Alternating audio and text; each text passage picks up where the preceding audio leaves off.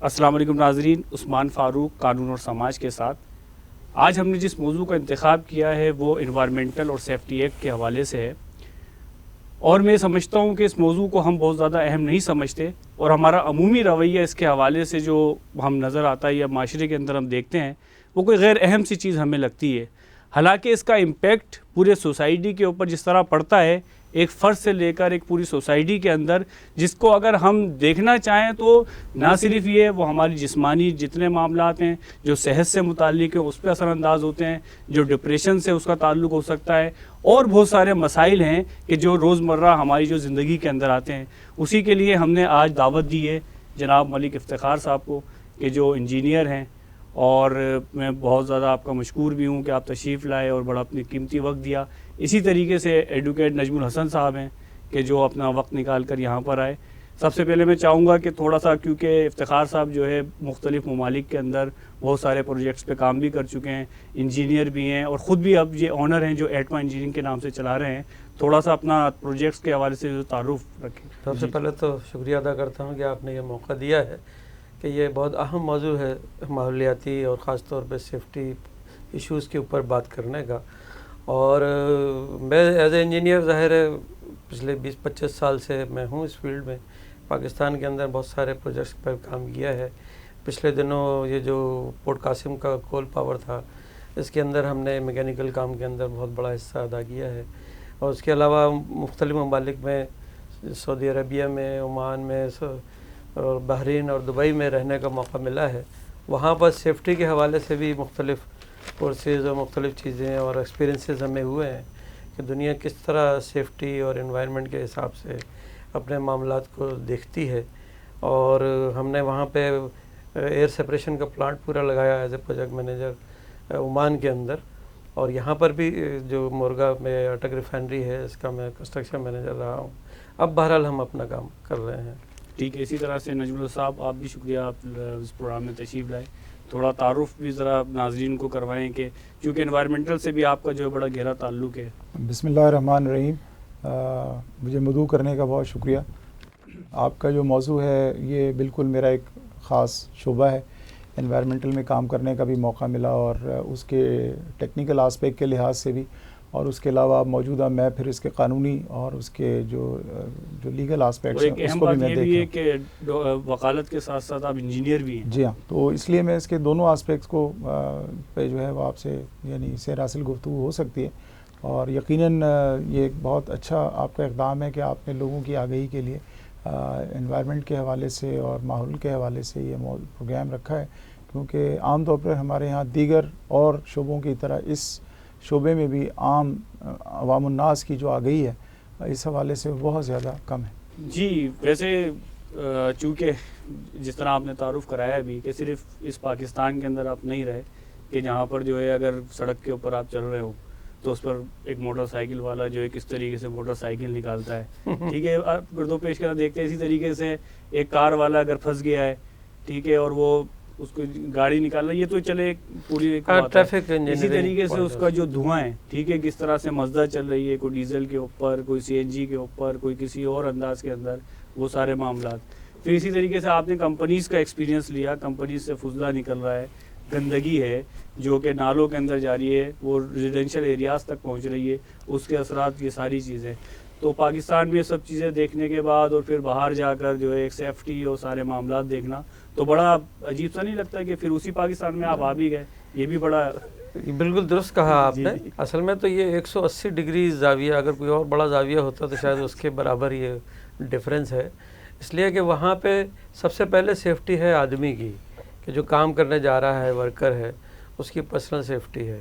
پھر دوسری سیفٹی ہے اس پلانٹ کی، جو پلانٹ لگایا جا رہا ہے، کہ اس کے لیے راستے کا تعین، اس کے لیے ڈرینیج سسٹم، اس کے کیمیکلز الگ ہیں، دوسرا جو رین واٹر ہے وہ الگ ہے، یا سیوریج واٹر ہے وہ الگ ہے، یہ پورے سسٹمز باقاعدہ وہاں پر امپلائی ہیں۔ تیسرا پھر یہ ہے کہ جو ان کا اپنا انڈسٹریل فضلہ ہے اس کو ٹھکانے لگانے کا ہے۔ چوتھی وہاں جنرل صفائی ہے، جیسے عمان کے اندر تو یہ قانون ہے کہ گھر کے سامنے کسی کے اگر جو ہے وہ کوئی کچرا وچرا ہے تو اس کے جرمانہ ہو جاتا ہے. اچھا کوئی ایسی ڈیولپ ملک بھی نہیں ہے عمان؟ حالانکہ عمان اس گلف کے لحاظ سے سب سے کم ڈیولپ ملک ہے, وہاں پر بھی یہ قانون ہے. اور ٹریفک انجینئرنگ یا ٹریفک کی جو اسموتھنس ہے کہ لائنوں کا اور ان کے یو ٹرنس کا اور اشاروں کا اور قوانین کا خیال رکھنا, یہ سارا وہاں پہ تو بہت زیادہ ہے. یہاں پہ ہمارے ہاں تو اس کا بالکل نہ اویئرنیس ہے, نہ یہاں پہ کوئی سمجھانے کا کوئی طریقہ کار ہے. اگر کوئی راستے میں سمجھانے بیٹھ جائے تو وہ اس کے لیے ایک الٹا عجوبہ بن جاتا ہے کہ یہ آدمی تو عجیب و غریب بات کر رہا ہے. جی نجم صاحب, ماحولیاتی آلودگی اور یہ سارے مسائل جو ہم دیکھتے بھی ہیں, اس پہ ضرور ایکٹ بھی بنا ہوا ہے, پورے قوانین بھی موجود ہیں جس کے حوالے سے بات ہوتی ہے. اس کے ساتھ ساتھ جو سب سے اہم بات ہے انوائرمنٹل کے لحاظ سے, ٹھیک ہے یہ فیکٹریوں کے حوالے سے بات ہوئی, دھوئیں کے حوالے سے بات ہوئی, اس کے اندر 3 منزلہ عمارت بنتی ہے اور جو مطلب جس کی اجازت بھی نہیں ہوتی جو ایس بی سی اے سے, اور آپ جو ہے اس کا ہوا روک دیتے ہیں, اس کی جو روشنی روک دیتے ہیں. ان سب چیزوں کے حوالے سے جو آپ تھوڑا سا یہ سب سے پہلے ہمیں دیکھنا پڑے گا کہ یہ مسائل کیسے کھڑے ہوئے. بنی نوع انسان نے اپنی ترقی اور اپنی تعمیر کے لیے, اپنی زندگی کا معیار اونچا کرنے کے لیے اس نے جو ہے وہ اندھا دھند اس طرح کے اقدامات کیے, اور کہ اس نے صرف یہ سمجھا کہ اس پلینٹ پہ یا اس سیارے پہ وہ یہ ایک صرف تنہا بس مخلوق ہے اور باقی کچھ نہیں, باقی حشرات ارض اور سارے جو جانور ہیں. تو وہ یہ نہیں سمجھ سکا کہ قدرت نے اس پلینٹ پہ جو تمام جو حشرات الارض ہیں, بہت سارے جاندار ہیں, غیر جاندار ہیں اور بہت ساری ایسی چیزیں ہیں, ان سب کو ملا کر ایک بہت زبردست قسم کا عالمی توازن قائم کیا ہے. یہ عالمی توازن جو ہے یہ بیلنس رکھتا ہے تمام انسانی ایکٹیویٹیز کو, اور جو جتنی بھی چیزیں بظاہر جو حشرات الارض ہیں, کیڑے مکوڑے ہیں, وہ ہم سے لا تعلق زندگی گزار رہے ہیں, مگر ان کا اور ہمارا ایک بڑا زبردست ایک انٹریکشن ہے. اور اس انٹریکشن کا پتہ اس وقت چلا کہ جب انسان نے جو ہے اپنے آپ کو ترقی دینے کے لیے اپنا ماحول اور سب کچھ اس نے تہو بالا کر ڈالا, اور اس نے جو ہے شہر بسانے کے لیے بڑی تعداد میں جنگلات کٹائے, اور پھر اس کے بعد اس نے اس طرح کی جو یہ قدرتی جو زمینیں تھیں ان کو ختم کر کے وہاں پر جو زرعی زمینیں جو تھیں ان کو وہ اس میں عمارتیں تعمیر کرنی شروع کریں. پھر وہاں سے وہ جو جتنی بھی جو قدرتی جو حیات تھی وہ سب وہاں سے ختم ہوتی چلی گئی. پھر وہاں پر وہ فیکٹریاں آئیں, ایک جو ہے وہ فیکٹریز کا ایک کنکریٹ ایک وہ کھڑا ہو گیا. تو اس کو جب سمجھ میں آئی جب تک تو اس طرح وہ بہت اپنا نقصان کر چکا تھا. پھر اس نے ہر طرح کی ترقی کی, اس میں پھر آٹومیشن ہے, آٹو موبائلز ہیں, اس میں بے تحاشا قدرتی فیولز کا استعمال ہے, گیس آئلز کا, اس کے علاوہ اور یہ دھوئیں, اور جب اس کی یہ ساری چیزیں جب پیدا ہوئیں اور پھر جب اس نے اس تمام کے جو اثرات دیکھے تو پھر اس کو سمجھ میں آئے کہ یہ کیا ہو رہا ہے. اب اس کے سامنے 2 چیزیں, معیشت اور ماحول. تو یہ سمجھ میں نہیں آتا کہ وہ معیشت کو رکھے یا ماحول کو رکھے, مگر وہ یہ سمجھ چکا تھا کہ معیشت کی وجہ سے اس نے اپنا ماحول خراب کر لیا. تو پھر اب ضرورت اس بات کی پیش آئی کہ کس طرح سے جو ہے وہ یعنی معیشت تو بہت ضروری ہے زندہ رہنے کے لیے, ترقی اور قوموں کی زندگی اور طاقت وہ سب کچھ معیشت پہ ڈیپینڈ کرتی ہے. تو اگر وہ ساری اپنی ایکٹیویٹیز جو معیشت کے حوالے سے ان کو اگر وہ روک دیتا ہے تو اس کا تو مطلب یہ ہوا کہ تو پھر وہ صرف ماحول کو ہی زندہ رکھے. تو پھر جو بڑے دماغ تھے وہ بیٹھے اور ان سب کچھ انہوں نے اس پہ کئی تھیوریز بھی آئیں, اور ان تھیوریز میں پھر یہ کہا گیا کہ ہم کس طرح معیشت اور ماحول کو بیلنس کریں, کیونکہ یہ نہ صرف دونوں انسان کی ضرورت ہے بلکہ یہ دونوں آپس میں بھی ایک دوسرے کی ضرورت ہیں. معیشت کے بغیر آپ ماحول ٹھیک نہیں کر سکتے, اور ماحول کو آپ کیے بغیر معیشت درست نہیں ہو سکتی. تو پھر انسان نے اس حوالے سے پھر دیکھنا شروع کیا کہ اب ہمیں اس میں ایک بیلنس رکھنے کی ضرورت ہے. یہ وہ پوائنٹ تھا کہ جس وقت ضرورت محسوس کی گئی کہ ہمیں ایک باقاعدہ جو ہے وہ قوانین کی ضرورت ہے, ایسے لیجسلیشن, ایسے لاز کی ضرورت ہے کہ جو اندھا دھند ماحول کو خراب کرنے والے جو عناصر ہیں ان کو روکا جا سکے. اصل میں ایک اور بھی بات ہے جو ہم بعض اوقات بھول جاتے ہیں, وہ یہ ہے کہ جو ہم جسے کہتے ہیں انوائرمنٹل فیکٹر یا ماحولیاتی عناصر. ماحولیاتی عناصر دراصل ہم اس عنصر کو کہتے ہیں کہ جو ماحول پر اثر ڈالتا ہے. وہ خود اس میں سے کچھ نظر آتے ہیں اور کچھ نظر نہیں آتے, مگر ان کی تبدیلی سے ماحول تبدیل ہو جاتا ہے. اب اس میں آپ یعنی اگر جو 6-7 بڑے اگر آپ ان کو دیکھیں تو اس میں مٹی ہے, پانی ہے, ہوا ہے, زرعی زمینیں ہیں, حشرات الارض ہیں, جانور ہیں. یہ تو ایک حصہ ہے جو جاندار ہے. ایک غیر جاندار یعنی جو ہے نان لیونگ چیزوں کا بھی ایک اس کے اندر ایک مجموعہ ہے. جیسے کہ اس میں آپ یہ دیکھیں کہ ہوا, پانی, ہیومیڈیٹی, یہ تمام چیزیں بھی ایک, اگر صرف ٹیمپریچر بدل جائے تو وہاں پر رہنے والے بہت سارے جانور نقل مکانی کر جاتے ہیں. اگر ٹھنڈ یا گرم ہم دیکھتے ہیں کہ جب سردیوں میں جو ہے وہ ماسکو میں اور ادھر جو ہے بہت زیادہ ٹھنڈ ہوتی ہے تو وہاں کے پرندے نقل مکانی کر کے پاکستان آتے ہیں. تو یہ پوری دنیا بھر میں ایسا ہوتا ہے کہ ٹیمپریچرز اور ہیومیڈیٹی اور روشنی اور یہ سب چیزوں سے بیلنس قدرت کرتی ہے. مگر جب آپ اس بیلنس کو خراب کر دیتے ہیں تو پھر یہ ہوتا ہے کہ پھر خرابیاں پیدا ہونی شروع ہوتی ہیں. اور وہ بعض اوقات اتنی بڑی ہوتی ہیں کہ وہ انسان ان پہ قابو نہیں پا سکتا. تو اس کے لیے پھر یہ لیجسلیشن کی ضرورت ابھی ہم اس پر بھی آئیں گے کہ کس قوانین کس حوالے سے موجود ہیں. جس طرح ابھی آپ نے بات کی کہ عمان کے اندر بہت سارے پروجیکٹ پہ بھی کام کیا, آپ نے کوئی ایسی تدابیر, جس طرح ابھی آپ سے بات ہو بھی رہی تھی کہ تیزاب اگر آنکھ میں چلائی جائے تو اس کو بچانے کے لیے, اور بہت ساری سیفٹی جو اصل میں جو فرد کا معاملہ ہے, جس طرح ہم نے ایک واقعہ دیکھا بلدیہ فیکٹری کے اندر, اور وہاں پر کس طرح سے لوگ جو ہے مارے گئے اور کہیں نکلنے کا راستہ ہی نہیں تھا, کس طریقے سے جل کے وہ گئے. تو اس پر کیا کیا چیزیں ہو سکتی ہیں؟ مطلب اس میں بڑی صحیح آپ نے توجہ دلائی, یہ بات یقیناً بہت امپورٹنٹ ہے. ہمارے ہاں پاکستان کے معاشرے میں خاص طور پہ انڈسٹریلسٹ اس پر بالکل توجہ نہیں دیتا. ان میں سے پہلی چیز تو ہے کہ وہ جو ہیومن ریسورس ہے جس کی بنیاد پر وہ کماتا ہے, اس کی سیفٹی کا اس کے پاس کوئی طریقہ نہیں. مثلاً پینٹ جہاں ہوتا ہے, جہاں کیمیکل اسپلیش ہوتا ہے, یا جہاں پہ فیومز ہوتے ہیں بے شمار, جہاں ہیوی لوڈنگ ہے وہاں پہ آنا جانا ہے, یا جہاں پہ بہت زیادہ جم غفیر ہے, بہت زیادہ مشینیں ہیں, بہت زیادہ لوگ ہیں, وہاں پہ اگر کوئی حادثہ پیش آ جائے تو اس کے ایگزٹ کا کوئی راستہ باقاعدہ بنایا جائے اور والیوم کے حساب سے بنایا جائے. یا بہت زیادہ ایکسٹرا آرڈینری بارش ہو جائے, اس موقع کے اوپر اگر انڈسٹری میں یا راستوں میں کوئی مشکلات کھڑی ہوں تو ان کو کیسے ایڈریس کیا جائے, اس کی کوئی پلاننگ ہمارے یہاں نہیں ہے. یعنی کہ وہاں پہ بہرحال اس بات پہ بہت توجہ دی جاتی ہے کہ ایک آدمی جن ہاتھ پاؤں کے ساتھ, جت ناک کان کے ساتھ وہ آیا ہے, ان میں سے کوئی کٹا کے یا کوئی چیز چھوڑ کے واپس نہ جائے. اس کے والدین, اس کے گھر والے, اس کے بچے اس بات کے منتظر ہوتے ہیں کہ وہ آئے اور صحیح سلامت لائے. یقیناً کمانے کے لیے گیا ہے, فیملی کو چھوڑ کے گیا ہے. مثلا ایک بہت چھوٹی سی چیز ایسی ہے جو ہم نے ہم نے آئی واش اور شاورز وغیرہ جو ریفائنریز میں وہاں پر تو جنرلی استعمال ہوتے ہیں, یہاں پر بھی ریفائنریز میں کی حد تک تو ہے, لیکن جنرل انڈسٹریز میں اس چیز کا کوئی پر تو نظر نہیں آتا. کہیں کہیں کوئی آدمی اگر پرسنلی اس کے اوپر انٹرسٹ لے تو ہو جاتا ہے.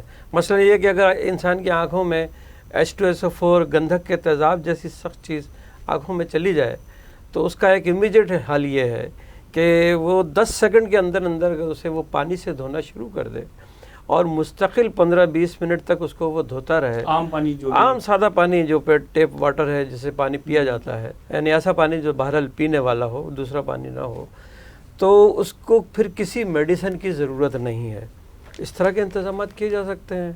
پھر ظاہر ہے ان کا سیفٹی, جسمانی سیفٹی ہے. پھر جو لوگ پینٹ اور اس طرح کی انڈسٹریز میں کام کرتے ہیں یا فیومیگیشن, ان کو کچھ غذائیں کھلائی جا سکتی ہیں, جیسے دودھ ہے یا گڑ کا استعمال ان سے کرایا جائے تاکہ ان کے گلے, یہ وہ چیزیں ہیں جس پہ خرچ کچھ نہیں ہوتا لیکن لوگوں کی سیفٹی کا. پھر دوسرا یہ ہے کہ لوگ ضرورت سے زیادہ کام کرتے ہیں, 12 گھنٹے 16 گھنٹے, ان کی نیند کا, ان کی تھکن کا, ان کے آنے جانے کا, ان کے کھانے پینے کا اس کا کوئی خیال نہیں. مثلاً کے طور پہ آپ سڑکوں پہ دیکھیں کہ جو لوگ سڑکیں بنا رہے ہوتے ہیں کتنی گرم وہ ہوتا ہے, اسفالٹ وغیرہ سارا. وہاں پر آپ پشتون بھائیوں کو دیکھیں, وہ جو ٹوٹی چپلوں کے ساتھ ہوتے ہیں اور ان کو کوئی سیفٹی شوز تک نہیں دیتا, اور ان کا جو مطلب یہ کہ مزدوری ان کو جو ملنی چاہیے وہ بھی پوری طرح نہیں ملتی. جو گٹر میں کام کر رہے ہوتے ہیں وہ جو کیمیکل میں کئی موت اموات ہو چکی ہے, اس کی وجہ بھی یہی ہے کہ یہ جو ہیلتھ ہیزرڈ قسم کی جو گیسز ہیں ان سے بچنے کا کوئی انتظام نہیں ہے. کام سارے کیے جا سکتے ہیں لیکن سیفٹی کے ساتھ کرنا چاہیے. بالکل. اچھا, جس طریقے سے ابھی بات ہو رہی تھی ایکٹ کے حوالے سے بھی, تو یہ صرف یہ انوائرمنٹ کا یہ مسئلہ نہیں ہے کہ فضلہ ہے جو نالے کے اندر جا رہا ہے فیکٹری سے نکل کے, نالے سے اسی طرح سے بہت سارے مسالہ بنانے والی فیکٹریز ہیں, وہاں پہ ڈسٹ الرجی لوگوں کو ہو رہی ہے, دمے کے مریض بن رہے ہیں, ٹھیک ہے, اور اسی طریقے سے اور بہت سارے کام ہو رہے ہیں.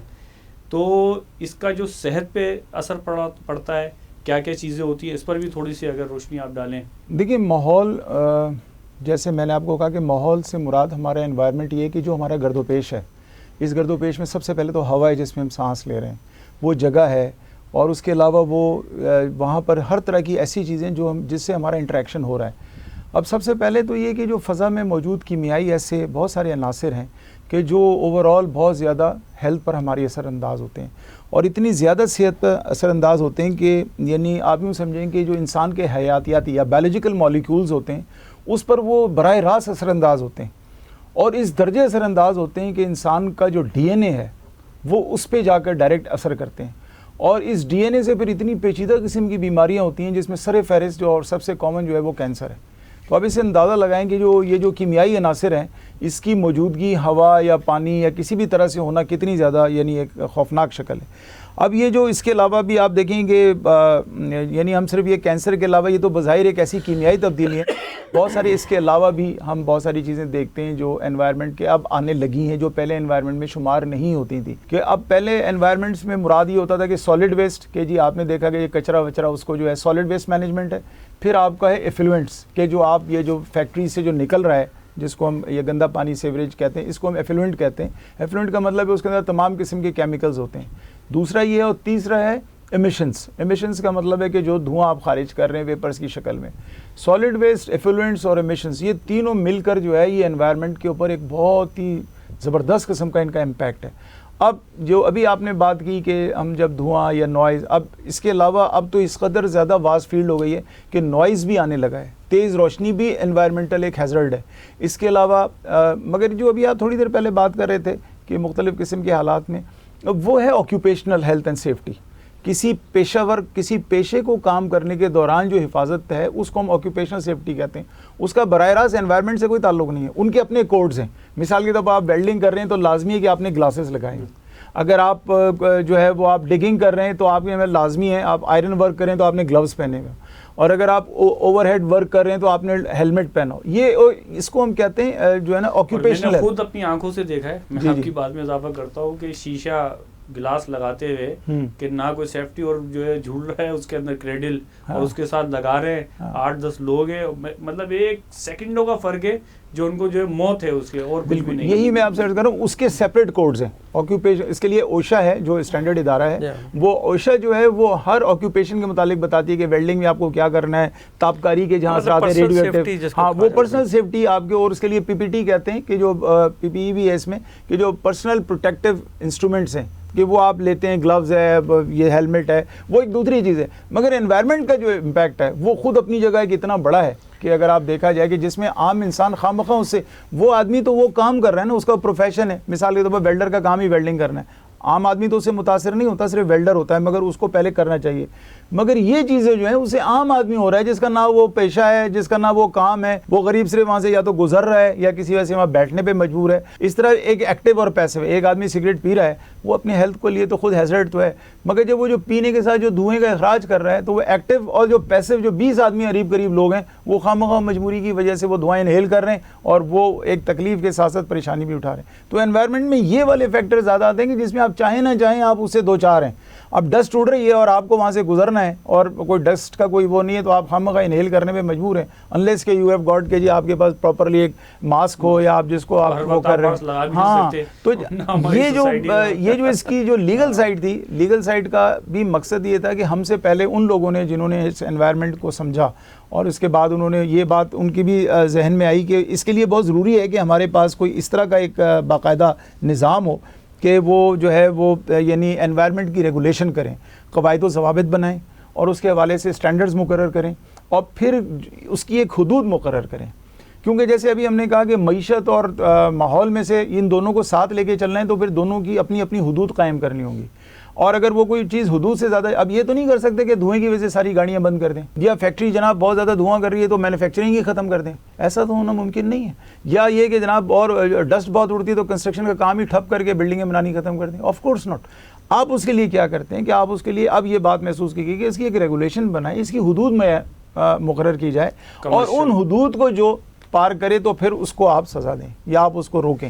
یہ اور اس طرح ایک وہ جو ٹرینڈ ہے معاشرے میں کہ جو لوگ اس کو روک ٹوک سے نہیں کر رہے وہ پھر اس کے کنٹرول میں آ جائے. تو یورپ نے اس حوالے سے بہت کام کیا اور اس میں اسپیشلی یورپ میں اور American environmental protection agency of America وہ بہت زیادہ اس میں کام کیا اور انہوں نے اس کے ریگولیشنز بھی بنائے. پھر انہوں نے بعد میں اس کے اسٹینڈرڈز بنائے کہ نیشنل کوالٹی اسٹینڈرڈز کے نام سے انہوں نے باقاعدہ ایک دیا کہ پوری دنیا اب اس کو فالو کرتی ہے اور وہ لیڈرز ہیں اس حوالے سے.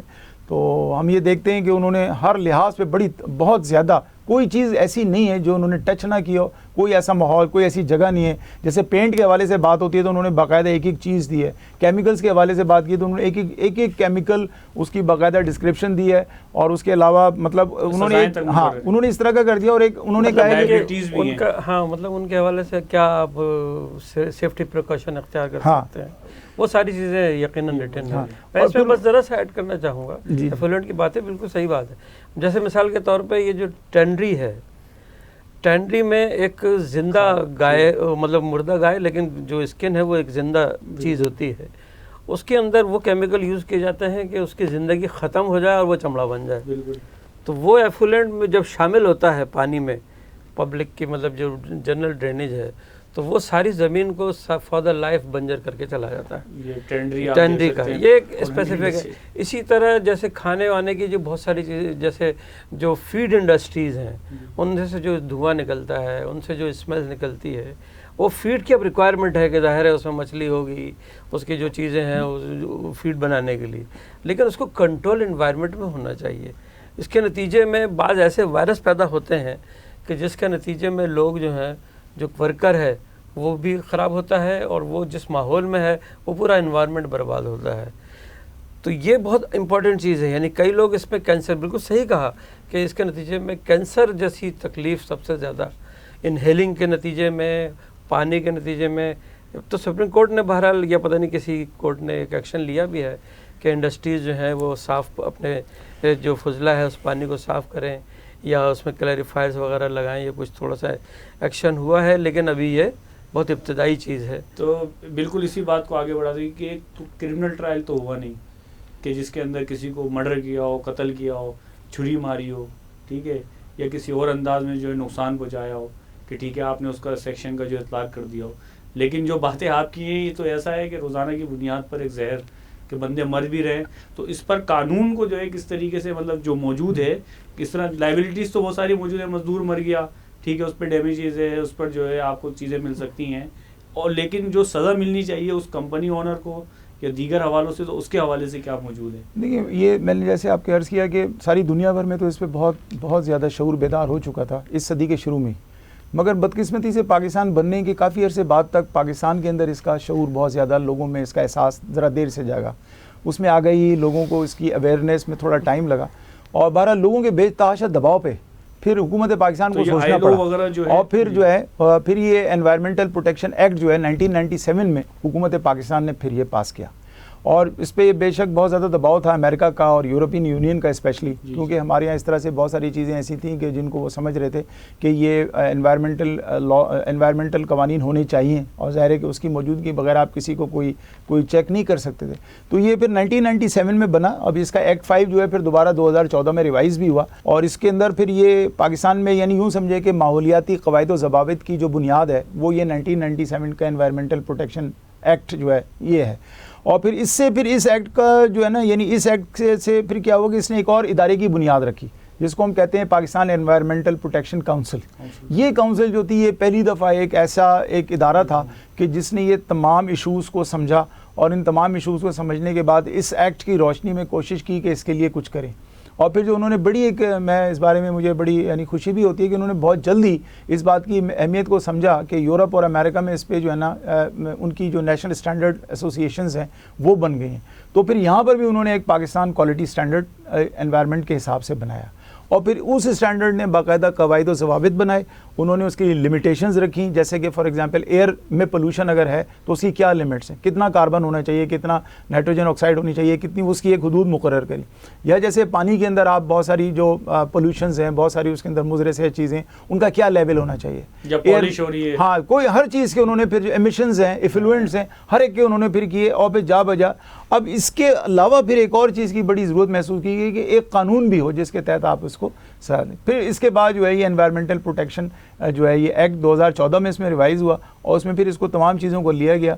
اس ایکٹ کی جو خاص طور پہ جو سیکشن 11 ہے وہ بہت امپورٹنٹ ہے، اور اس میں یہ پروٹیکشن ہے 11 سیکشن 11 کا 1 اور سیکشن 11 کا 2، یہ دونوں جو ہے اس پہ یہ ڈسکس کرتے ہیں کہ پروٹیکشن اگینسٹ ایفلوئنٹ اور یہ واٹر جو ہے ایفلوئنٹس اور جو ایئر جو ایمیشنز ہیں اس کے بارے میں انہوں نے پورا دیا ہے کہ یہ پروہیبٹڈ ہے، اور پھر اس کے بعد جو ہے وہ اگر یہ قابل وہ ہے. اس کے بعد اس میں ایک اور انہوں نے سیکشن دیا ہے آگے 14، وہ سیویئر ہے کہ اگر آپ بار بار کی وارننگ دینے کے باوجود بھی اگر کوئی اس کو نہیں کرتا تو پھر وہ جو ہے سیکشن 14 جو ہے وہ زیادہ اسٹرانگ ہے، اس میں پھر وہ پینلائزنگ بھی ہو سکتی ہے. میں ابھی آپ سے اس پہ بات کروں گا کہ کتنے لوگ جو ہے وہ مقدمات کی طرف آ رہے ہیں، کہ کون ان کے خلاف مقدمہ کرے گا، لیٹیگیشن ہوگی کس طریقے سے، پروسیجر کیا ہوگا، کون سی کورٹس کے اندر ہوں گی، اس پر میں آپ سے جو بات کرنا چاہوں گا. اس سے پہلے میں آپ سے بات کروں گا، پتہ نہیں یہ جوڑ ہے یا نہیں ہے، یہ تو آپ مجھے بتا سکیں گے. میں سمجھتا ہوں کہ جو ماحولیاتی آلودگی ہے یا جو سیفٹی ایکٹ جو بھی فیکٹری کے اندر کام ہو رہا ہے اس کا پورا جو ایک اثر ہے وہ نہ صرف جو ہے ہمارے خاندانوں پہ پڑ رہا ہے جو کہ طلاق اور خلا کی صورت میں نظر آ رہا ہے، یا پارٹنرشپ ختم ہوتے ہوئے نظر آ رہا ہے، یا ایک دوسرے سے جو ہے دست و گریبان خاندانی جو ہے لوگوں کا جو ایک احترام اور سارے معاملات جو ایک دوسرے سے ہوتے ہیں رویوں کے اندر. تو آپ کو ایسا لگتا ہے کہ اس کا بھی جو ہے اثرات ہیں ان سارے معاملات؟ یقیناً انوائرمنٹ کا تو بہت اثر پڑتا ہے. یعنی گرمی زیادہ ہو جائے راستے میں، اگر آدمی جو ہے وہ بہت مشکل ٹریفک سے نکل کر آ رہا ہے، لڑائیاں بڑھ جاتی ہیں اس کے نتیجے میں یقیناً یعنی کہ سر پھٹول بڑھ جاتا ہے. اور لوگوں کو اس لیے کہ جب آدمی مطمئن نہیں ہے اور بے چین ہے اور اس کی بے چینی میں اضافہ ہی ہو رہا ہے اور اس کی تسلی کے لیے سکون کے لیے کوئی جگہ نہیں ہے، تو وہ کسی نہ کسی جگہ انسان کی وہ بے چینی باہر نکلے گی. اور سب سے نازک جگہ سب سے نازک جگہ گھر ہوتی ہے، اس لیے کہ گھر میں آزاد ہوتا ہے آدمی. اچھا، گھر کی اپنی بے چینیاں ہوتی ہیں چونکہ آمدنی کم ہے یا ضروریات زیادہ ہیں یا مسائل دوسرے ہیں، تو یہ جب دونوں بے چینیاں ٹکراتی ہیں تو پھر مختلف نتائج نکلتے ہیں. اس میں کوئی شک نہیں، یہ بہت امپورٹنٹ چیز ہے. جیسے بجلی کا مسئلہ ہے ہمارے یہاں کہ اس نے تو نفسیاتی مریض بنا دیا ہے لوگوں کو باقاعدہ، اس لیے کہ نہ ان کا پروگرام کچھ اپنے تعلیمی پروگرام یا کوئی اپنی ایکٹیویٹی کنٹینیو رہ سکتی ہے. کبھی گرمیوں نے تو جس طریقے سے پچھلی گرمیوں میں جس طریقے سے تباہی پھیلائی ہے لوگوں کے اور جو بے چینی پیدا کی ہے، تو اس سے تو نفسیاتی مریض بنے ہیں لوگ بہت. تو اس کے جب آدمی نفسیاتی مریض بجلی کی وجہ سے ہے، لیکن ظاہر ہے اس کا نتیجہ پھر کسی اثرات کہیں اور نکلیں گے. ہاں ظاہر ہے کوئی اختلاف ہے. کیا کرے گا؟ جھگڑا بیسیکلی کس کو کہتے ہیں؟ جھگڑے کا مطلب یہی ہے نا کہ ایک بات میں نے کہی، دوسرے نے کہا بھائی آپ نے یہ کیا کہہ دیا، اور بس یہ جو کیا کہہ دیا اور اس کے بعد پھر کیا سے کیا سے کیا، یعنی کہ رنج کی جب گفتگو ہونے لگی، آپ سے تم اور تم سے تو ہونے لگی. صحیح بات ہے. جی نجم صاحب، کتنے لوگ ہیں جو لیٹیگیشن میں جا رہے ہیں؟ مجھے تو لگتا ہے کہ وہ بہت غیر اہم سی چیز ہے جس پر ہم بات کر رہے ہیں، اور نہ اس کو سمجھتے ہیں کہ ہمیں جو ہے کوئی عدالتوں کا دروازہ بھی کھٹکھٹانا چاہیے. دیکھیے، اس سلسلے میں دو باتیں ہیں. ایک تو بات یہ ہے کہ جو فیکٹریز اور انڈسٹریل ایریا کے جو ایفلوئنٹس ہیں اس میں یہاں پر جو ہماری، جیسے میں نے آپ سے عرض کیا کہ انوائرمنٹل پروٹیکشن پاکستان میں ہے، اس نے صوبائی 4 صوبوں میں 4 بنا دیے ہیں. سندھ کے لیے جیسے ہم اس کو کہتے ہیں Sindh environmental protection agency SEPA, Punjab کی سیپریٹ ہے، بلوچستان کی ہے، NWFP کی. یہ جو صوبائی ہے اس کا کام یہ ہے کہ اپنے اپنے صوبے میں انڈسٹریل اور اس طرح کی دوسری ایکٹیویٹیز کو کریں. ان کے پاس انسپیکٹرز ہیں. یہ انڈسٹریل ایریا کو، جیسے کراچی کے اندر اسپیشلی میں بات کروں تو کرنگی انڈسٹریل ایریا میں، سائڈ انڈسٹریل ایریا میں، فیڈلبی ایریا میں ان کے انسپیکٹرز جاتے ہیں اور سیوریج کے جہاں پر ان کے آؤٹ لیٹس ہیں اس پر جا کے سیمپلنگ کرتے ہیں. پھر اس میں دیکھتے ہیں اس میں کتنا ایسڈ آ رہا ہے، کتنا آ رہا ہے، کیا آ رہا ہے، اور اگر کچھ اس کے اندر ایسی کوئی ہوتی ہے تو پھر ان کو نوٹس جاری کرتے ہیں. وہ ان کا انسپیکٹر نوٹس جاری کرتا ہے. وہ نوٹس جاری کرنے کے بعد جب ان کے پاس آتا ہے تو وہ اس کو دیکھتے ہیں کہ جی وہ ہے، اور اس کے بعد پھر وہ ان کے ساتھ بات چیت کرتے ہیں کہ جی کیا ہے، ہمارے پاس کیوں نکل رہا ہے. پھر اس کی وہ جسٹیفیکیشن دیتے ہیں، اور جسٹیفیکیشن دینے کے بعد ہر فیکٹری جو ہے اس پہ لازم ہے کہ وہ ایک سیپٹک ٹینک لگائے، اور سیپٹنگ ٹینک نہ لگائے تو کم سے کم اس کے ساتھ ایک ایسا نیوٹرلائزنگ ٹینک لگائے کہ پانی باہر جانے سے پہلے کچھ تھوڑا سا. جو سوال میں پھر دوبارہ دہراتا ہوں، لگائے تو یہ تو مستقبل کا کوئی جو ہے نہیں میں یہی کہہ رہا ہوں اس پر واجب ہے. جب نہیں لگاتے تو انسپیکٹر ان کو نوٹس ایشو کرتے ہیں. اب وہ اس نوٹس کے جواب میں یا تو وہ کوشش کرتے ہیں کہ وہ معاملہ وہیں ختم ہو جائے رفع دفع کر کے، کہ کچھ اس کو تھوڑا خوش کر دیں، کچھ اس طرح بات کر دیں تو وہ بات آگے ہی نہ جائے. بہت کم ایسے کیسز ہوتے ہیں، 1000 میں 4-5 کے جو چیلنج ہوتے ہیں، اور جو پھر سیپا کے آفس میں جاتے ہیں، وہاں سیپا کا جو ڈائریکٹر ہے وہ پھر دونوں کے کیس سنتا ہے، اور پھر اگر اس میں کوئی ایسی بات ہوتی ہے تو پینلٹیز بھی ہوتی ہیں، ان کو پینلٹی بھی کرتے ہیں وہ، اور اس کے بعد جو ہے جس طرح سے بھی اس کا وہ کیس کا کوئی نہ کوئی حل نکلتا ہے. مگر یہ بہت، میں نے جیسے عرض کیا کہ عام چھوٹے موٹے کیسز میں نہیں ہوتا. یہ تو آپ نے بات کی گورنمنٹ سیکٹر پہ نا، کہ جو بھی فوڈ انسپیکٹر ہے وہ جائے گا، وہ معائنہ کرے گا، ٹینڈری کا بھی جس طرح بات کی، میں خود دیکھتا ہوں کہ پوری ٹینڈری کا جو حالت ہوئی ہوئی ہے اور وہاں پر جو غلاظت ہے آپ اس کو مطلب بیان نہیں کیا جا سکتا.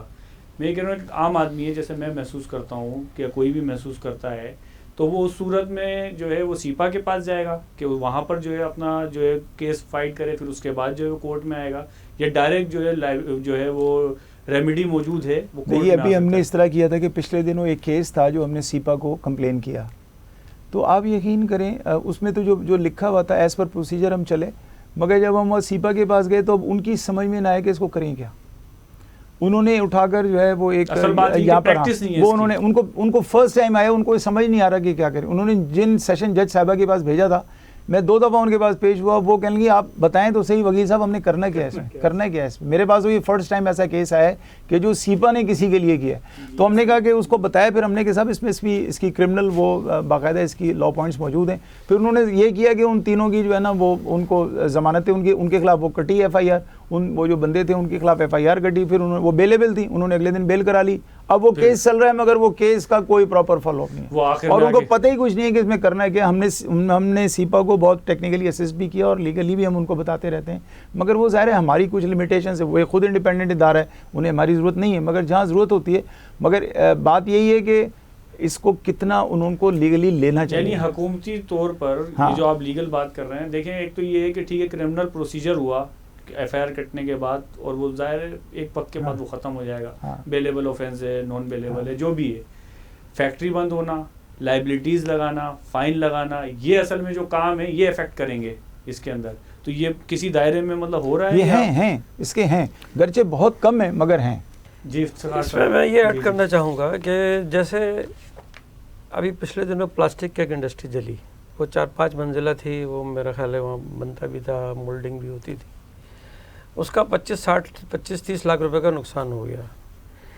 اب اس کے بعد وہ اس ظاہر ڈھانچہ ختم ہوا، تباہ ہوا، گاربیج ہٹا، صاف ہوا. اب وہاں پہ جو نئی بلڈنگ بن رہی ہے اس کو ڈیزائن کون کر رہا ہے؟ وہ سیٹ صاحب خود کر رہے ہیں بیٹھ کے، اور وہ کسی انجینئرنگ کنسرن کو یا انوائرمنٹ کنسرن کو لفٹ نہیں کر کہتے میں ہوں نا بیٹھا ہوا یہاں پہ، کافی ہوں اس کے لیے. یہ ہمارے ہاں کوئی اخلاقی یا قانونی طریقہ کار نہیں ہے کہ کسی چیز کو کنسٹرکٹ کرنے کا کیا طریقہ ہو. یعنی اس پہ کئی لوگوں کی مختلف ذمہ داریاں ہیں. مثلا گورنمنٹ کی پہلی ذمہ داری تو یہ ہے کہ وہ انفراسٹرکچر جیسے روڈز ہیں، نالے ہیں، ڈرینیج سسٹم ہے، پانی کا آنا اور جانا ہے، دیگر چیزوں کا ٹوٹنا پھوٹنا ہے، سڑک کی کراسنگ ہے، یہ ساری چیزیں اس انوائرمنٹ کا حصہ ہیں جو ٹرانسپورٹ کو روکتی ہیں، گراتی ہیں، جو ایفلوئنٹ کو لے کے جاتی ہیں. دوسری پابندی جو گورنمنٹ، یہ گورنمنٹ لیول کی چیزیں ہیں. دوسرا یہ ہے کہ ایفلوئنٹ تو دیکھیں فیکٹری کے اندر سے جو ایفلوئنٹ نکلا اس کے بعد اس کی ذمہ داری ہے یہ پابندی لگانا، اس کے پروسیجر کو طے کرنا، یہ گورنمنٹ کا. اس کے اندر ایک تیسری تجویز میں یہ دینا چاہوں گا کہ یہ بات بالکل وجہ ہے کہ اصل میں اویئرنیس ہی نہیں ہے کہ how to implement the things. اصل بات یہ ہے، اس کے لیے مسئلہ یہ ہے کہ ویژن نہیں ہے. ویژن کے لیے میرا خیال یہ ہے کہ جج ہو یا وہ ڈپارٹمنٹ کے لوگ ہوں، ان لوگوں کو کچھ تھوڑے سے وزٹ ٹرپس کرائے جائیں، کچھ عرب ممالک کے کرائے جائیں، کچھ مختلف ایریاز کے، کہ یہ ہے صفائی، یہ ہے سیفٹی، یہ ہے انوائرمنٹ. اور اس کے حوالے سے آپ قوانین بنے ہوئے ہیں جیسے 62-63 بنا ہوا ہے، لیکن مسئلہ یہ ہے کہ ہاؤ ٹو امپلیمنٹ یہ کام ہونا چاہیے تاکہ اویئرنیس بڑھے. دوسرا ظاہر ہے میڈیا کو یوز کرنا چاہیے جیسے ابھی آپ کر رہے ہیں. ایک اسی لحاظ سے ایک بہت اچھی یہ ترکیب ہے کہ میڈیا کے ذریعے سے لوگوں کو اویئرنیس کرایا جائے کہ کیا کیا چیزیں ہیں. جیسے گرین کراچی کا سوال بار بار اٹھتا رہا ہے، یہ بہت امپورٹنٹ ہے. تو یہ تینوں چاروں پانچوں چیزوں کو ملا کر کوئی چیز ہوگی. یعنی کہ اتنی انڈسٹریز کماتی ہیں، اگر ان کے ساتھ شیئرنگ کرے گورنمنٹ، لیکن پھر وہی بات شروع ہوتی ہے کہ یہ مکمکہ والی کہانیاں نہ ہوں، لوگوں کے اوپر پابندیاں ہوں. انجینئرز کو یہ لوگ یوز کرنا برا سمجھتے ہیں، حالانکہ اگر اسٹینڈرڈ لیولز پہ ایجوکیشن جو انجینئرز کی ہے اور یا جو بھی پروفیشنل ادارہ یا پروفیشنل لوگ ہیں ان کو اگر آپ اسی طریقے سے استعمال کریں گے تو پھر آپ کوئی ایک اچھی چیز بنا سکیں گے، انوائرمنٹ کے لیے بھی، سیفٹی کے لیے بھی. جی نہیں صاحب، اور کیا کیا چیزیں ہو سکتی ہیں؟ دیکھیے اس میں گو کہ ادارہ موجود ہے، مگر چونکہ ادارے تو آپ بھی سمجھتے ہیں کہ پاکستان میں ہر طرح کے موجود ہیں، ہر طرح کی ریگولیشنز ہیں، مگر سوال یہ ہے کہ اس کا صرف آپ ٹریفک کو دیکھ لیں تو اتنی موٹی کتابیں ہیں ٹریفک کے اوپر، اتنی موٹی ٹریفک کے قوانین سارے موجود ہیں، مگر سوال یہ کہ لاگو کون کرے اور لاگو کرنے والا کتنی نیک نیتی سے کر رہا ہے. ابھی کچھ دن پہلے ایک فیکٹری کے اونر ہیں وہ انہوں نے مجھے کانٹیکٹ کیا کہ جناب یہ میرے پاس یہ 2-3 جو نوٹس ہیں وہ آ چکے ہیں انوائرمنٹل پروٹیکشن کی ایجنسی کی طرف سے, اور وہ انہوں نے ہمیں دھمکی دی کہ بڑا آپ کا ہیوی پینلٹی کریں گے. میں نے کہا اچھا دکھائیے مجھے. خیر وہ دیکھا تو میں ان سے پوچھا کہ آپ کی, مجھے پتا تھا وہ کیا بناتے ہیں, پھر بھی میں نے ان سے پوچھا کہ آپ کی مینوفیکچرنگ کیا ہے. اب وہ جو مینوفیکچرنگ تھی اس میں انہوں نے جو سیمپل لیے تھے, ہم نے کہا جی اچھا ہم یہ مانتے ہیں, میں نے ان کے ساتھ کورسپونڈنس کی, ان کو کہا کہ آپ رپورٹ دے دیں کیا آپ کی فائنڈنگ ہے اس پانی میں ایفلوئنٹ میں کیا تھا, آپ ہمیں بتائیں ذرا. اب جو اس میں ایفلوئنٹ میں تھا ایسڈز اور بہت ساری چیزوں کے تھے. اچھا اب یہ صاحب جو ہیں یہ سیرامکس بناتے ہیں, اس میں ایسڈ کا کام ہی نہیں ہے, سارا کے سارا مٹی پانی میں ملا کے اس کا سیرامکس بناتے ہیں, اس کی وہ مٹی کی چیزیں بنتی ہیں, پلاسٹر آف پیرس اور یہ وہ.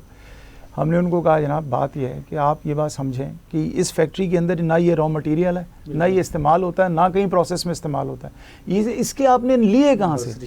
اچھا وہ بزد تھے وہ صاحب ڈائریکٹر کے, نہیں یہ تو خیر ہم نے انسپیکٹر کو کہا کہ چلیں جی ہمیں دکھائیں آپ نے کہاں سے لیے. اب جب ہم اس کو ساتھ لے کے گئے تو پتہ چلا کہ اس نے 4 فیکٹریوں کی نالیاں جس جگہ جمع ہو رہی تھی اس نے ایک مین ہول سے سیمپل لے لیا. اس پہ جو ہم نے کہا اللہ کے بندے یہ تو 5 فیکٹریوں کا اس کے اندر آ رہا ہے, تو آپ 5 کے اوپر آپ لگا رہے ہیں. آپ یہ تو دیکھیں کہ اس فیکٹری کا تو جو اس کا ایگزٹ ہے جہاں سے یہ نکل رہا ہے آپ کو وہاں چیک کرنا چاہیے نا. بالکل. تو آپ جہاں پر کامن 5 فیکٹریوں کو آگے مل رہا ہے آپ وہاں سے کر رہے ہیں, اور زبردستی آپ گلے پڑ رہے ہیں کہ آپ ایسڈ استعمال کرتے ہیں. آپ چلیں میں آپ کو دکھاتا ہوں کہاں پر ہے. خیر وہ ڈائریکٹر بھی سے تھوڑی سی اس درمیان میں اس کو جب پتہ چلا میں انجینئر بھی ہوں تو پھر ان کے ساتھ بات چیت ہوئی تو اس نے پھر سوری کیا اور پھر وہ انہوں نے نوٹس بھی واپس لے گئے.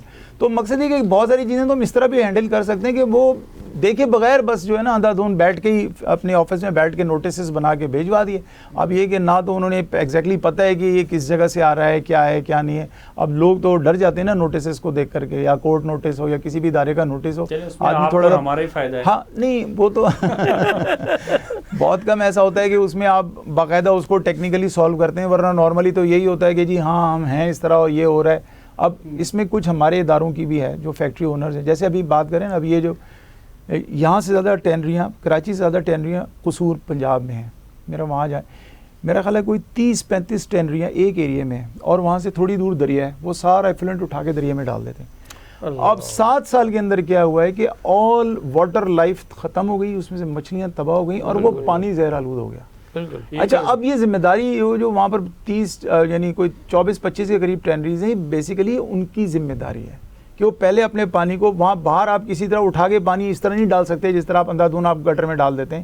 اس پانی کو آپ نے پہلے چیک کرنا ہے, اس کو نیوٹرلائز کریں اور پھر ڈالیں. یہاں کراچی میں ایک ٹریٹمنٹ پلانٹ لگایا تھا بہت پہلے, مگر وہ ٹریٹمنٹ پلانٹ کافی عرصے چلتا رہا اور سمندر میں ہم پانی ڈالنے سے پہلے اس کو ٹریٹ کرتے رہے, مگر بدقسمتی سے وہ 7-8 سال سے وہ ٹریٹمنٹ پلانٹ نہیں چلا کسی وجہ سے, پولیٹیکل یا جو بھی ریزنز ہوں اس کی. مگر اب کیا ہو رہا ہے کہ ہم پانی اندھا دھند ڈال رہے ہیں, اور اس کا نتیجہ کیا ہو رہا ہے کہ جو کراچی کے قریب جو یہ مینگرووز ہوتی ہیں, جو جھاڑیاں ہوتی ہیں, یہ بہترین جگہ ہے انوائرمنٹ کے لحاظ سے یہ جھینگوں کی پرورش کی. اب وہ ختم ہوتی جا رہی ہے, نتیجتاً جھینگے کی افزائش نسل پہ بہت فرق پڑ رہا ہے. اور یہ واحد ایک ایسی چیز ہے کہ جس سے آپ یوں سمجھیں گے جو سمندر میں جو درختوں کی گروتھ ہے یہ بچاتی ہے سمندری طوفانوں سے. ابھی لیٹسٹ ایک رپورٹ تھی کہ سنگاپور اور جو سونامی آیا اس میں وجہ سنگاپور کیوں بچا, حالانکہ وہ سمندر کے اس طرف ہے وہ اس طرف ہے, اس لیے کہ ان کے بہت بڑی تعداد میں مینگرووز کا جنگل تھا, انہوں نے ان ویوز کو جو ہے نیوٹرلائز کر دیا, وہاں تک افیکٹ پہنچنے نہیں دیا. مگر ہم اس بات کو نہیں سمجھ رہے کہ انوائرمنٹ کا امپیکٹ کتنا زبردست ہے. ہم اپنے ساحلی علاقوں کو بچا سکتے ہیں, ہم اپنے دریاؤں کو یہ زہر آلود جیسے میں نے ابھی آپ سے عرض کیا اس طرح بچا سکتے ہیں. بہت سارے ایسے ایریاز ہیں جس کا ہمیں ادراک ہی نہیں ہے کہ ہم یہ کیا کر رہے ہیں, اور اپنی نئی نسلوں کو مے بی 20 ایئرز اور 30 ایئرز کے بعد کیا دے کے چلے جائیں گے. میں بچپن میں نل سے منہ پانی ہاتھ لگا کے ایسے پانی پیتا تھا اسکول میں, مگر آپ بتائیں کیا آپ تصور کر سکتے ہیں آج کسی بھی نل سے اس طرح لگا اور ہمیں کبھی کوئی بیماری نہیں ہوئی. جو پانی لگایا ہوا ہے وہ پیتے ہیں. ہاں گھر میں سوچ آپ ٹیپ واٹر کو پینے کا سوچ ہی نہیں سکتے نا, گھر کے ٹیپ واٹر سے نہیں پی سکتے. تو یہ آبادی کم تھی, جو لائنز تھی وہ سیف تھی, سیپیج نہیں تھا, اور وہ پانی پراپر آتا تھا جتنی آبادی تھی اس کے لحاظ سے. اب کیا ہوا کہ وہ آبادی 30-35 ہزار سے بڑھ کر 2 کروڑ چلی گئی. اب اس کا کیا نتیجہ ہوا کہ اس حساب سے انوائرمنٹ کے جو ہمیں سہولتیں دینی تھیں, سیوریج کی, واٹر کی چیزوں کی, وہ ہم نہیں دے سکے. انفراسٹرکچر وہیں رہ گیا, 40-50 ہزار لوگوں کا, آبادی 2 کروڑ پہ چلی گئی. اب 50 ہزار یعنی آپ سوچیں گے کہاں سے کہاں ہو گیا, ملٹی پلائی امنسلی ہوا. پھر کچی آبادی آپ روک نہیں سکے.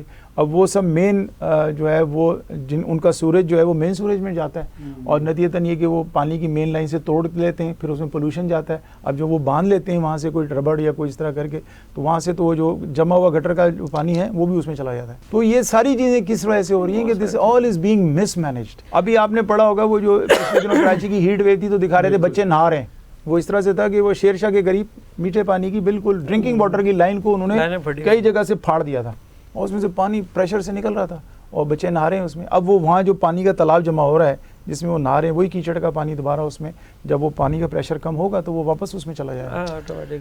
تو یہ ہم بہت ساری چیزوں کو خود جنریٹ کر رہے ہیں بیکاز آف مس مینجمنٹ. کچھ تو ہو ہی رہی ہیں. بہت شکریہ. اس میں ایک آخری بات میں اور ایڈ کرنا چاہوں گا کہ ملیشیا میں جب یہ مہاتیر محمد شاید پہلی دفعہ آئے تھے تو ایک تجربہ کیا, اور انہوں نے 3 سال پورے ملیشیا میں صرف صفائی کی, یعنی اور کچھ نہیں کیا کہ کچرا اٹھاؤ, صفائی کرو, صاف کرو. 3 سال کے بعد ان کا جو ہیلتھ کا بجٹ تھا, ان سے پوچھا کہ آپ کا بجٹ, انہوں نے کہا کہ ہمارا بجٹ 100 سے 60% پر آ گیا ہے. صرف صفائی کے نتیجے میں بیماریاں اور بہت سارے مسائل کم ہوئے اور بہت ساری چیزیں ٹھیک ہوئیں. تو ہمارا جو بہت سارا ہیلتھ پہ خرچ ہو رہا ہے وہ بھی بچنا شروع ہو جائے گا. پاکستان کی اپنی بچت بھی اس میں ہے کہ وہ اس صفائی کو کرے. میرا خیال ہے کہ موضوع اور وقت جو ہے دونوں میچ نہیں کر رہے ہیں, بہت اس کے اوپر گفتگو ہو سکتی ہے, اور کوشش کریں گے کہ شاید ہم پھر کبھی بھی کوئی ایسا نکالیں اس میں ہم جو اس کو ظاہر کر سکیں. بہت شکریہ منیر افتخار صاحب کہ آپ جو ہے تشریف لائے, نجم الحسن ایڈوکیٹ صاحب آپ تشریف لائے. ناظرین, آپ ساری گفتگو تو سن ہی رہے تھے, اس میں مزید کوئی کہنے کی ایسی بات ہے نہیں. اور جس طریقے سے یہ بات بھی میں دوبارہ اس کو دہرانے کی اس لیے دہرانا چاہتا ہوں کہ آپ کے ذہن میں یہ جو ہے بالکل جو راسخ ہو جائے اور آپ کے ذہن کے اندر یہ بات رہے کہ یہ جو موضوع ہے یہ بہت ہی زیادہ اہم ہے. اس کو اہم سمجھیں گے تو ہو سکتا ہے کہ آج جس سوسائٹی کو آپ دیکھ رہے ہیں ایک تبدیل شدہ جو ہے معاشرہ آپ دیکھنا شروع کر دیں, اور آپ بہت ساری جو چینجنگز جو ہے اس ملک کے اندر جو ہے آپ دیکھنا شروع کریں, صرف اس وجہ سے کہ آپ کو پتہ ہو کہ فیکٹری سے نکلنے والے جو گندا فضلہ ہے اس کو کس طرح ٹھکانے لگانا ہے. آپ کو یہ پتہ ہو جو دھواں چھوڑنے والی گاڑی ہے اس کا کیا جو ہے کیا کام جو ہے اس کے اگینسٹ کیا جانا چاہیے. اسی طرح جو ہے میرے گھر کے سامنے پانی پھینک دیا جائے, میرے جو ہے ہوا روک دی جائے, میری کھڑکی بند کر دی جائے, اس کا کیا جو ہے راستہ جو ہے قانونی طور پر بھی موجود ہے. اور اس قانونی طور پہ موجود ہونے سے زیادہ اہم آپ کا سمجھنا ہے, آپ کا پتہ ہونا ہے کہ یہ ساری چیزیں جو ہے آپ کے جب علم میں ہوں گی اور پھر وہ قانونی شکل میں آئیں گی تو انشاءاللہ تعالیٰ آپ ایک بدلا ہوا معاشرہ دیکھیں گے. بہت شکریہ. عثمان فاروق کو اجازت دیجیے. اللہ حافظ.